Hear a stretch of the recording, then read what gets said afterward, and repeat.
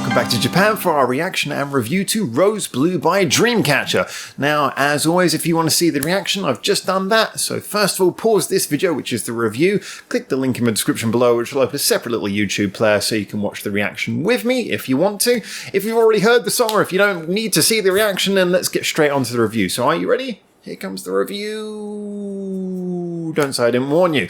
Okay, this was actually kind of an interesting one. So very often, one of the things that first got us into Dreamcatcher when we heard them in the World Tour Wednesday segment a year or so ago on the previous channel was the fact that they in a way, they did a very interesting take on something which had been and still is such a big deal in the Japanese music industry, which is the mixture of like the girl band with rock elements, and they did it in such a intrinsically K-pop way. Now, we've seen them do lots of different things in that, and they've really actually taken a lot of different approaches to, you know, fusing both rock and the K-pop elements. But we've also seen them do some songs which were more like Sahara quite recently. It was kind of a heavy song, but it was more directly pop. Now, as in, you know, less guitar-based. Now, this one's actually taking it in a very interesting direction, and I'm really glad and enjoying seeing them adding a little bit more variation to what they do while staying quintessentially themselves and still having that K-pop quality, which obviously you want from them. What I really enjoyed about this is it kind of fused a sort of a weird... I think I pinned it down during the review as, I would say, like an 80s lounge jazz quality with their style of melodic singing and their sort of driving beats that they often have and their dramatic build-up. It was interesting because it was all of those things, whereas usually we're listening with Dreamcatcher for the distorted guitars and the rocky elements. Here we're getting kind of a jazzy element thrown in as well, in, like I say, the most sort of smooth jazz kind of way.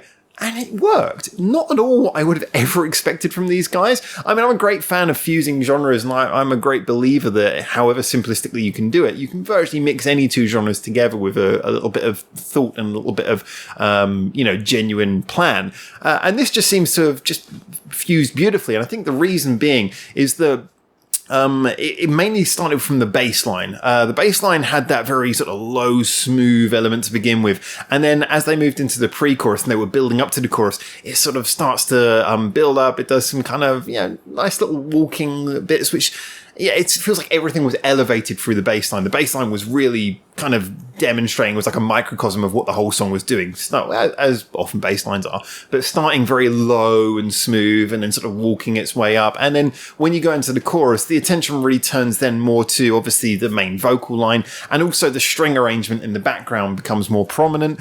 And you start to get those, sort of higher register, more dramatic orchestral sounds. But again, in a slightly jazzy way. The strings had a slightly jazzy quality to them. So, that's just the way it came across to me. But I would say that it was those influences were the ones that worked and gave this a mood to me. It felt like it was very smooth, and yet also it kind of had a very gentle sort of emotional tone to it. The video felt like it was going in a much more dramatic direction, but they sat well together. They didn't feel like they were too much of a contradiction to each other. If anything, that's slightly, I'm going to go out on a limb here and make a bit of a stretched opinion. The dramatic, seemingly someone with a gun searching for a target sort of thing, along with a slightly lounge jazz-esque twinge, almost got a slightly, if you put them together, almost a slightly film noir quality from it. That's just kind of the way it fuses together in my brain. Like I said, that's just probably what the thoughts come together as for me, but obviously interpret it your own way. So overall, I liked that. I really, like I said, I liked the fact that it kept those quintessentially Dreamcatcher qualities of having the sort of driving beat, especially in the choruses. They do kind of relax things in the verse, and that's where they build up the drama, and you tend to get dramatic melodies. And like I say, build up is in the pre-chorus where everything starts to speed up and build up tonally. And it followed those usual Dreamcatcher qualities, but it didn't sound like a retread. It sounded like them, but with its own sort of direction. Now, I would say that this song doesn't come across as usually as you'd often expect from singles, and certainly from a lot of their recent output. It doesn't come across like it's really aiming to be particularly catchy, which is interesting. I mean, that's fine. It's fine as a bit of variation, but it does make it a little bit of maybe a strange choice for a single. This seemingly, it was saying at the end, this is a collaboration with R.o.S.E. Now, I don't know if R.o.S.E, that could be anything. It could be a producer, it could be a company who are using this as a commercial tie-in and therefore funding it, which would justify where the single came from. I don't really know. However, it does seem there is some extra backing behind this, which would maybe explain why they can afford to go for a song that has nothing against catchy songs, but has a bit more of a creatively interesting twinge rather than being necessarily what you'd expect to be conventional radio fodder. So, I think this is definitely a very interesting choice for a single, but very engaging. Like I said, the main thing is the mood that comes across and the fact that it feels quite different from a lot of their other songs. I think this is one that it would not stick in my memory so much as being catchy, but just as being kind of unique. It reminds me, actually, talking of jazzy, although this is totally different, it reminds me a little bit of when I heard the Wagaki Band song, Synchronize or Synchronicity or something like that, which was the one which took like their traditional Japanese instrument sound and put that together with a slightly different type of jazz. And I remember listening to that and thinking, this is just unexpected but works. And so that's a similar feeling to what I have here. It will stick in my memory as that song did, just in kind of being a fusion that you don't hear very often, a fusion that is kind of different. So, like I said, I might be drawing a lot into those more jazzy elements, but to me, that is what really stood out about this song, is it kind of had that feel. And it was the mood of this song that came across. Now, the video, again, like I said, I really enjoyed the video. It didn't have the sort of usual choreography, the dance elements. It was clearly more about drama. It almost felt, like I say, it felt like they were trying to round off a storyline here.